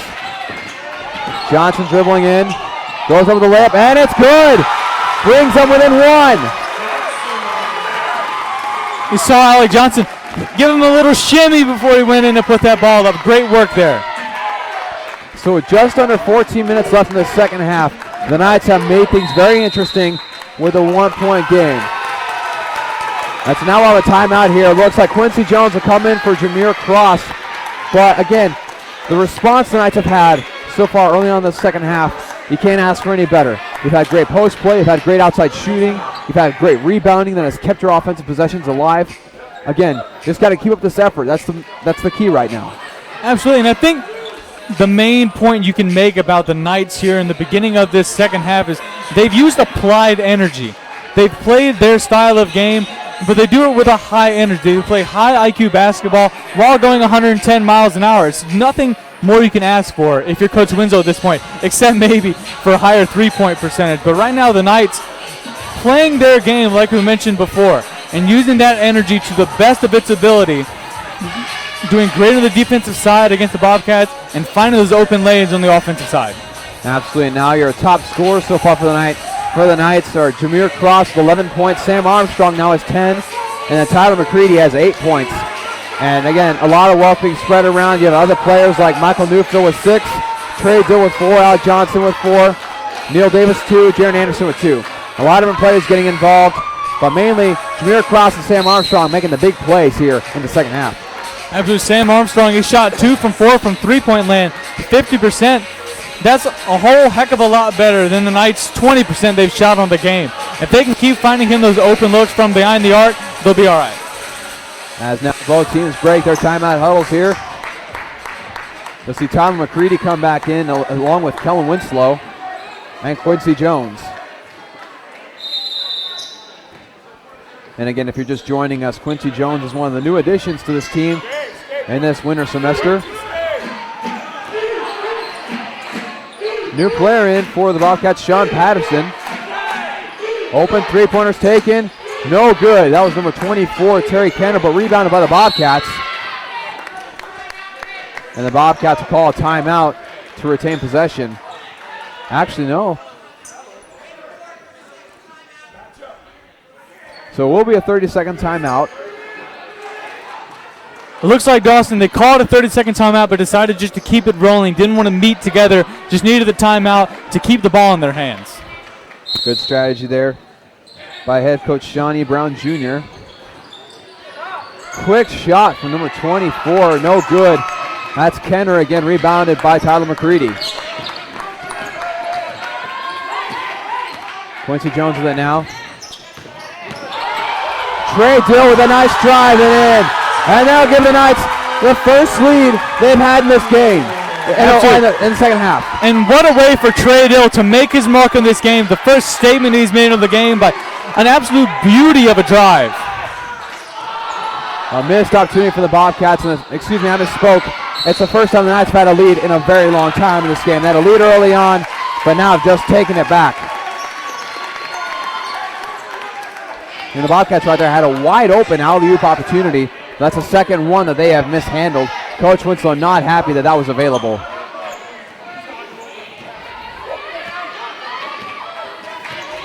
Alec Johnson gets to Quincy Jones. Gets the corner, Trey Dill for three, and that's good! Trey Dill coming alive here. The freshman playing sensational in his last couple possessions. He's finding his groove. He needs to keep it going. Now the Knights have a 4-point lead here. Corner shot from Pettis is no good. Rebounded by Johnson. Gets it to Trey Dill. Up and in. Trey Dill. My goodness, he now has 11 points. That's like 7 in the past minute and a half. Just such a strong finish from Dill, able to take the contact and lay it up. And a difficult shot from Terry Kenner to bring it back within 4. But now you have 3 Knights players in double digits in scoring. Tyler McCready on the inside, too strong. And the ball will go back to the Bobcats. Now in the corner. That's a nice pass, but rebounded.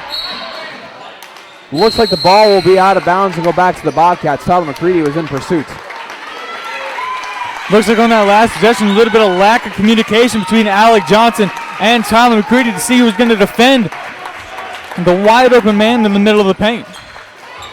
And again, Trey Dill, I mean, he has such great spurts of scoring capability. I mean, he had the 2 quick layups. He has lit this gym on fire in the past, I don't even think it's been a minute that he's been on the scoring run. He's done absolutely a wonderful job, and now during this timeout, it's Coach Winslow's time to shine, trying to get his guys back into that mentality of playing their style of basketball. We see him right now talking to senior Alec Johnson, just telling him, hey, we need to communicate a little bit more. We need to slow it down. Just need to play smart basketball. We can't be caught in a run-and-gun battle. And if we are, we want it to be with them turning the ball over because they're frazzled and not us. The most difficult thing about basketball, in my opinion, besides rebounding and defense, is the ability to keep momentum after a timeout. It's one of the hardest things to do because momentum is such a funny thing. You know, it can be there for 1 second and then it's gone. So the Knights need to figure out a way to keep the momentum they have developed in the past minute and a half and keep it with them for the remainder of these last 11 and a half minutes of the second half. And 11 and a half minutes is a really long time. So if the Knights do fall back, they need to find their way back to the plateau that they were maybe a minute ago. Trey Dill, expect him either one of two things, either to get a break so he can come in with a full head of steam later in the first half, or stay in and ride this wave he is. Ride this hot streak. And Coach Winslow electing to take Trey Dill off for a moment, try to get him rested up. Brandon Caputo is back in along with Jaron Anderson and Jameer Cross. And that's an and one dunk by number 3, Edwin Cole. Looks like Jaron Anderson is guilty of the foul. Well, if you're Frostburg State, that's how you take back momentum. That's how you get momentum right there. You knew Cole was going to go up and try to jam it as soon as he got the ball. He grabbed the ball with 2 hands, put it down with 2, took that power dribble, and you knew exactly what he was trying to do. He's trying to slam it home with all the power he has. And the free throw is no good. Tyler McCready with the rebound. The Knights still have a 2-point lead.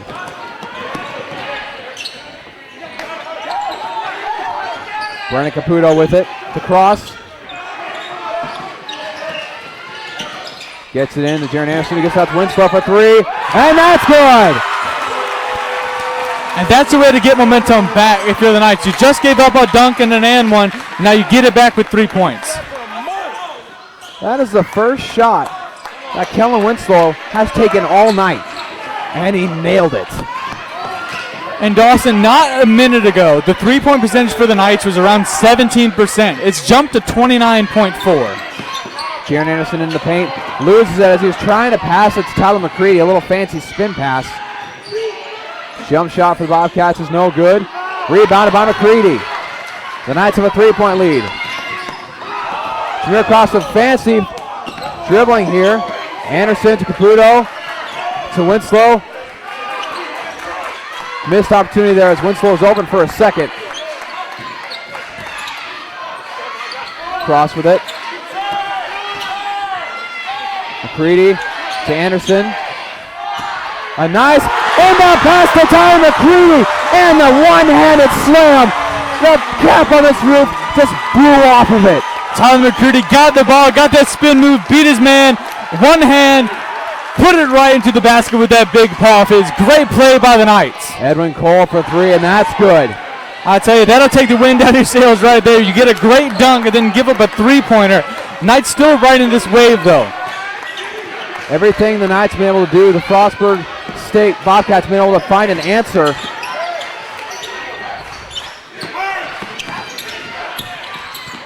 And that's off the shin of Kellen Winslow. And he's going to get the foul there. In my opinion, it's a smart foul. Can't let him have a fast break transition and get more momentum.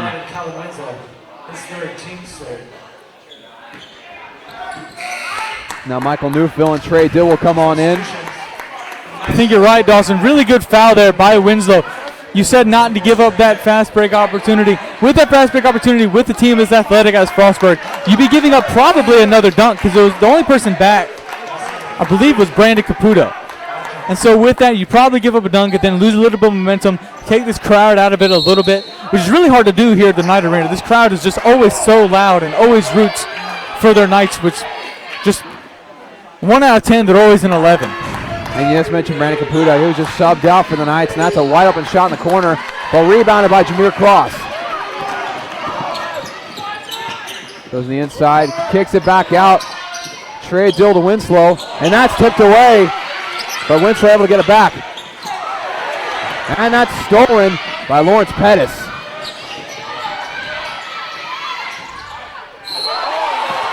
And that's what we call the foul on Michael Newfield, and he can't believe it. Dawson, not only he can't believe it, the entire Knight Arena can't believe it. They're saying that Michael Newfield hit number 40. And number 40, Torrance Stephens, they said he hit him on the head, and so he'll get 2 free throws.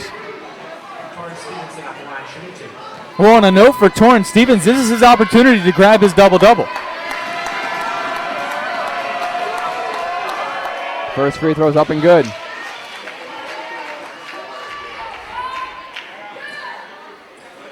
And like you said, with that, he has 9 points. He already has 10 rebounds.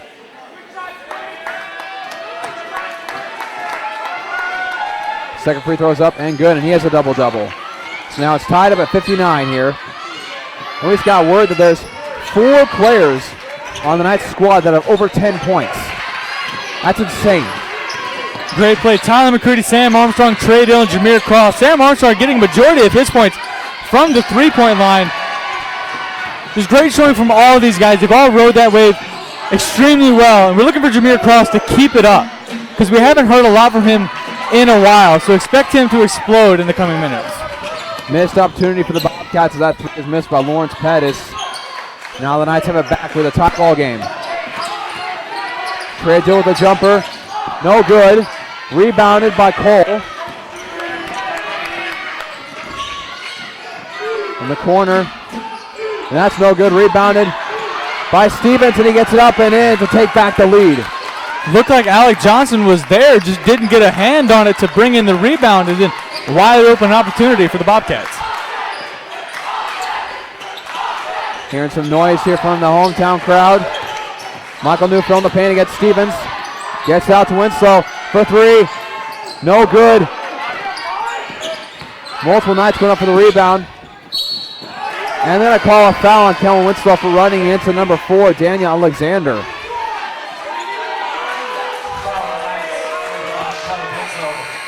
And that's his 4th foul of the game. Officials say that Winslow's hand came up and hit Alexander in the face on that last play. And so now we'll have a timeout here as the Knights now find themselves down by 2 after that surge of offense. Again, Frostburg State just able to find multiple answers for everything the Knights did. They found answers to the three-point shots, to the Tyler McCready dunk, everything. They've been able to come back with a play of their own. If you're in a situation, what do you do if you're Coach Winslow? Well, Dawson, just to add a little bit on that, not only that, they found an answer to the momentum builders of the Knights. Open three-pointers, challenge shots, ankle-breaking drives like we saw Trey Dill have in a monster jam by Tyler McCready, but they've come back with threes of their own, great drives of their own, impossible shots of their own. And if I were Coach Winslow at this point, I don't know really what to say because your guys are playing the way that they need to be. You're doing everything you need to do on offense. I guess the one thing you could do maybe a little bit better is move the ball better. There's been a lot of individual play, which has led to these great plays and gets the crowd behind it, but you can't rely on that as your offensive staple. You need to move the ball around, find your guys, and get all 5 guys on the floor incorporated into play. That's one thing that Coach Winslow has chanted multiple times is move the ball, move the ball. Just constantly saying that because that's how you're successful, like you just said. When you have a fast-moving offense, it tires out the defense. It gives you more opportunities for open shots. And so look for the Knights to do that here as the Bobcats start off with the ball.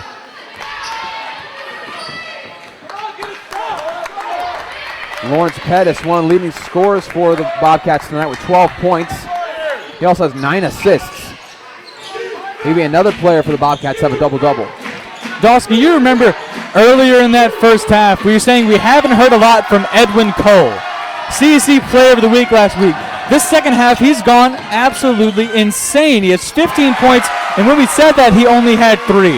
So just, he's had the hot hand for the Bobcats so far. He's been the hot hand. He's gotten the points, he's gotten the rebounds, and he's forced the defense. He's just played extremely well so far, proving why he was Player of the Week last week. Absolutely, very true. And now Alec Johnson has 4 points after that game-tying layup. A tough shot from number 24, Kenner, but a rebound from number 3, Cole. That's going to go out of bounds. And they're going to say that it was off for the Knights.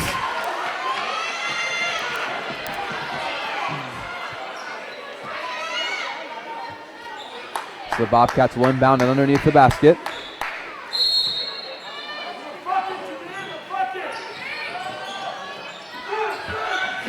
It's a tough shot by Alexander, rebounded by Trey Dill.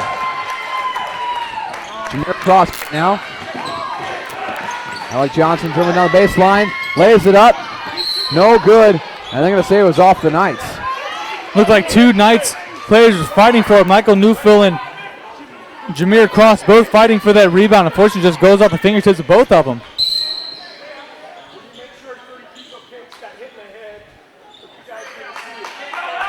And we also have Alec Johnson, Coach Winslow saying he got hit in the head and wanted to bring attention to it, make sure that his player is okay. What Coach Winslow's trying to say to the referees is that they've called multiple times of players getting hit in the head on maybe questionable calls, and he just wants the same to be brought to his guys. Because it's clear if you look at Alec Johnson, the way he's acting, the way he's wincing, It does appear he's been hit in the head. He's seeing maybe some stars.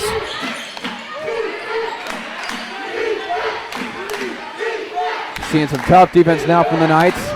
Pettis dribbles in. Jump shot is up and no good. And Alec Johnson with a rebound. He's going to clear it out. Kick it back out to Sam Armstrong. And that's good for three.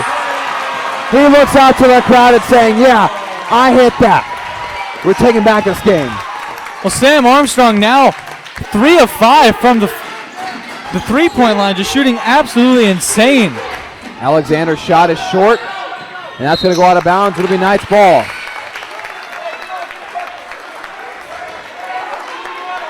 Again, we've said it so many times how deadly of a shot Sam Armstrong can have, and he just proved it right there. And with that, Sam Armstrong took over as leading scorer for this Knights team. He has 13 points. And now Tyler McCready comes in from Michael Newfville. Well timed as Tyler McCready was dominating early on in the beginning of the second half. Hopefully we can add some of that spark again near the end of this game. Hands it off to Johnson. Has trouble with it, but gets it back. Armstrong gets it into Johnson. Shot clock winding down. They're going to call a hand check on number 4, Daniel Alexander. That is his second foul. That's the Knights will inbound it underneath the basket. And number 50, Zachary Coleman will come in. Coleman's the one who had 4 fouls later in the first half. Dawson, I think they put Coleman in to kind of contain McCready, because McCready's fresh now. He has the opportunity to have the big impact like he did at the beginning of the second half. And obviously, head coach Shawnee Brown Sr. of Frostburg doesn't want that to happen. And that's a big-time three from Jameer Cross. Make it a 6-point game.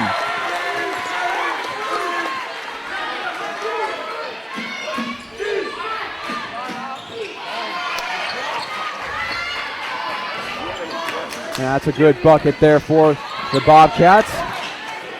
Jameer Cross now has 14 points and has now also taken over the lead score for the team. Sam Armstrong with it to Trey Dill. And that's going to go out of bounds off of Jameer Cross. The Knights up by 4, just under 5 minutes left to play. Are seeing some sparks here from Jameer Cross and Sam Armstrong for the three-point line.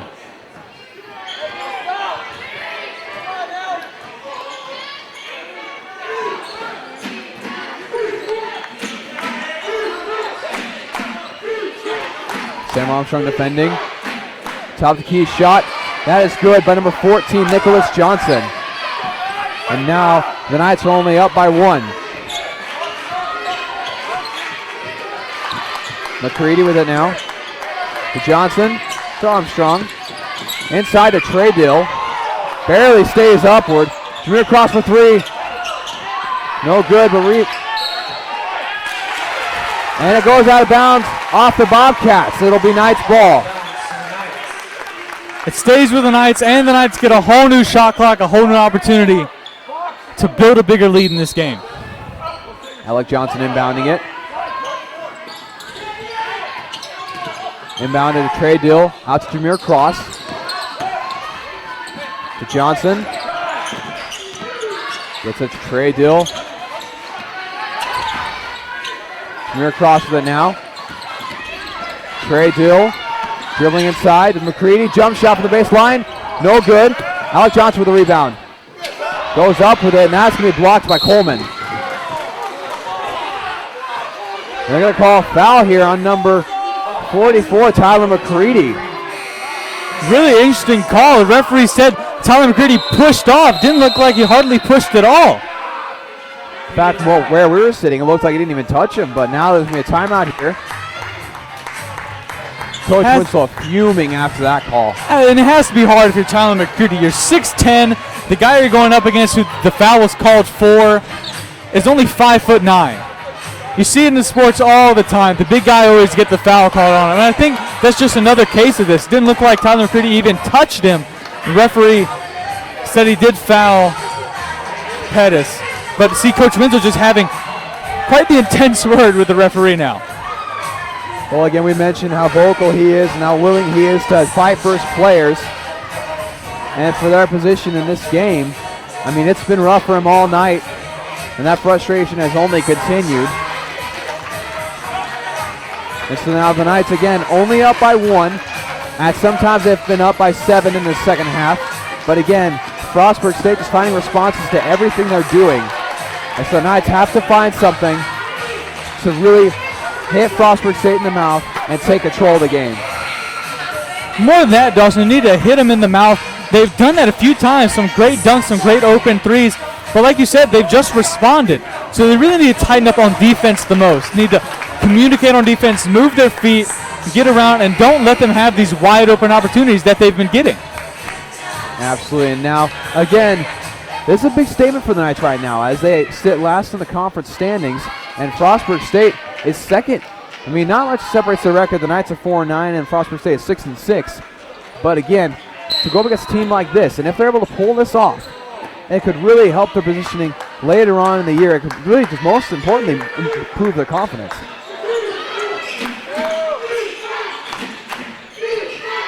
Cole on the inside, spin move, no good.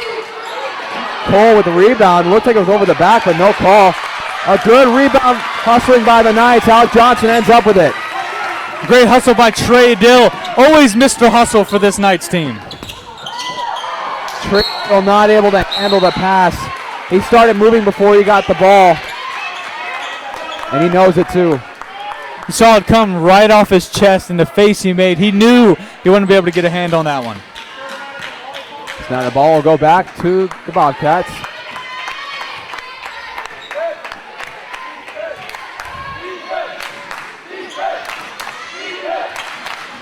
You see Sam Armstrong really tight on Cole right now.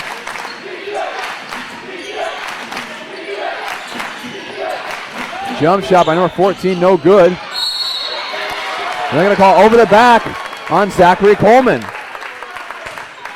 And it had to be coming. The past 2 times down the floor, there's been an over-the-back call. Luckily, they called this one.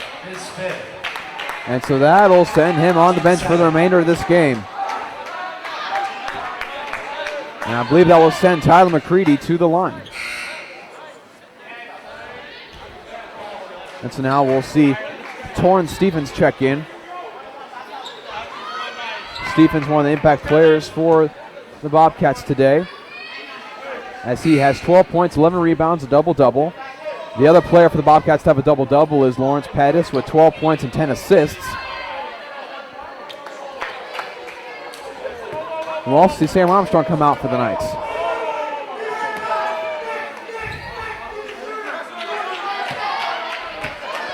McCready's first shot is up and no good. Now the Bulldogs with it, only down by 1.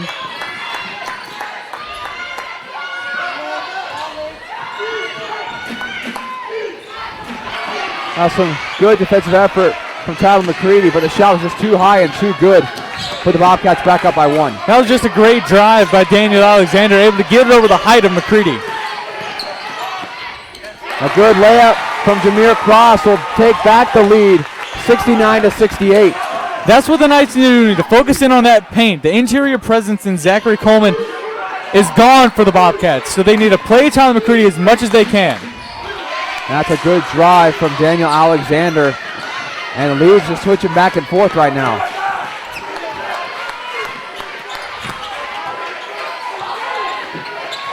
Jameer Cross with it. And they call a foul on number 3, Edwin Cole. So now it looks like it'll send Alec Johnson to the line. Alec Johnson so far hasn't gone to the free throw line at all today. This will be his first trip. And it's up. And no good. The Knights so far not able to make these 1-and-1 chance free throws. Knights need to sink these free throws. They're 3 opportunities for the game. And with the game so close, 69-70, you can't turn these down. Knights shooting 66.7% from the foul line so far. Better than their season average, but they need to tighten it up. Cole with it now. McCready on him. Jump shot is up and no good. Rebounded by Alec Johnson. It's a 1-point game. This is a key drive for the Knights. This is the key possession. Trey Dill with it. Alec Johnson. McCready. Crosses it now to Winslow. Johnson. Going to dribble it in here. Kick it out to Winslow for three. No good off the front of the rim. Battle for the rebound ends up in Stevens' lap. Great hustle shown by Trey Dill. Almost got his hands on that, but that would have been crucial for the Knights. Lawrence Pettis holding on to it now with just under a minute left. So now timeout will be called by Frostburg State. Entering the last minute of this game, Dawson, it's crunch time for both of these teams. Knights, they need to hit their free throws. They've gotten to the line. They're getting those calls now. They need to convert. And you've heard me preach about it the whole time. Free throws make a difference. And it would have right near. Those two free throws, if you at least make the first end of the 1-and-1, you're up by one. You have a 1-point lead. And now you're just defending a lead. But if you hit all four of them, I mean, goodness gracious, you're up by three. You're up by a three-pointer. The worst that could happen is going to overtime. But now you have to defend for your life to make sure that you can get the ball back and get a chance to take back the lead. It's an entire different game if you just sink 2 or 3 more foul shots. Entire different game for these Knights. And give the Bobcats credit. They've applied the pressure. They've done what Coach Winslow wanted the Knights to do. They've applied that pressure throughout the entire game, never letting the Knights get up by more than double digits. So don't discount the Bobcats. They've done a great job this game of applying the pressure and keeping the Knights at bay and really responding to everything the Knights have done. You're absolutely right. The Knights not having a lead any more than 10. And like we've been mentioning, the back and forth has just been insane here. It's been such a competitive feel here in this arena tonight, as both teams having an answer for one another, both teams having plays they run that bring momentum to their side. I mean, you can't ask for much more if you're a fan of the game. And that's an alley-oop slam for number 3, Edwin Cole. That's the last thing the Knights needed. And those are the thinking plays you got to watch out for. The only reason someone can get an alley-oop like that is a lack of communication and presence. So Kellen Winslow with it now. Gets to Johnson. 11 seconds in the shot clock. Johnson to the corner. Winslow for 3. No good. That's air ball. Rebound by number 4, Daniel Alexander. Kellen Winslow coming here for the foul.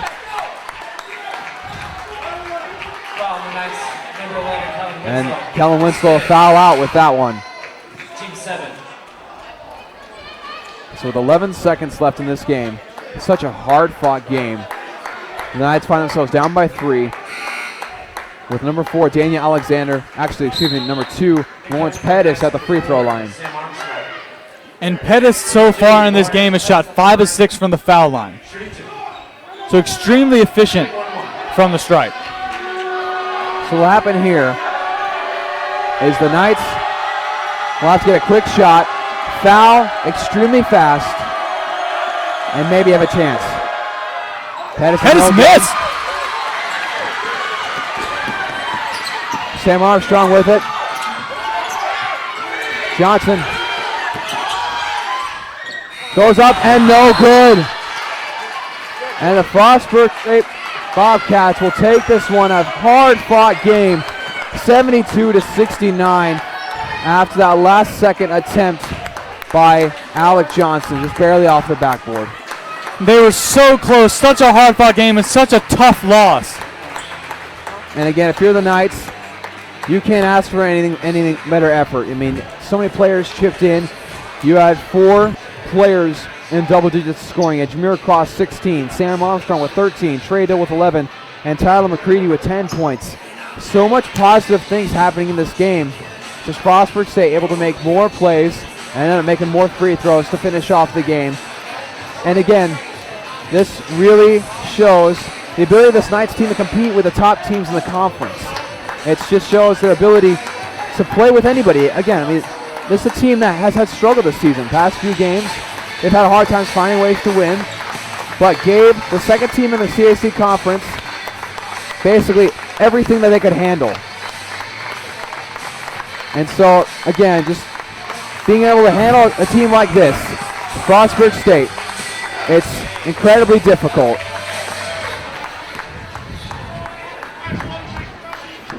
And so again, Frostburg State will most likely remain number 2 in the conference in the CAC. And the Knights will continue to try to find ways to improve their game and to continue to find ways to win. They've had some big shots. Sam Armstrong had some great three-pointers. Jameer Cross had some great plays. Some great calls from Coach Winslow offensively to get things rolling. And just so many players to really, really get things rolling for this Knights team. And just here in a few moments, we'll have Chris Fly. We'll have him with Coach Winslow. Coach, you had a hard-fought game and really tough loss in the end. In the end, what can you do in practice in the coming week to fix the problems that you had in this game? I don't know if there's much to fix. You got to hit some shots. You know, we missed a couple front ends, and we had a couple good looks and missed them. You know, I'm proud of the guys. They're fighting hard. You know, I mean, we gave up 40 the first half and held them to 32 the second half, and so I thought we did a good job on defense. I thought the effort was there. Got to make shots, and they were so tough on the boards, man. They were so big, and our guys fought like badgers, but I think really the difference in the game was their rebounding. They were just so big, it just really caused us problems. You saw some great momentum plays from your guys. Tyler McCready had a great one-handed dunk, but it seemed that every time your team had a great momentum play where maybe it looked like they get an upper hand of this game, the Bobcats responded. What can you do to fix that? I don't know if you fix it. I don't know how you fix it. I think you just have to experience it once where you fight through and win that, and you get a taste of it, you get a little experience, and then it carries over. I wish I had the answers. You know, I'm not proud of our guys. I mean, they fought. It wasn't lack of effort. It wasn't anything like that. They've been committed in practice. We just have to break through, and eventually we've got to break through. And then once we do, I think, you know, then hopefully we'll get a little run together. All right, Coach, thank you so much. And Dawson, we'll send it back to you. Thank you so much. Thank you so much, Chris, and thank you so much for joining us here on the Knights Sports Network. Again, a tight contest here as Bobcats take it 72-69. Again, thanks so much for joining us on the Knights Sports Network. I'm Dawson Weidrich signing off, and remember, go Knights.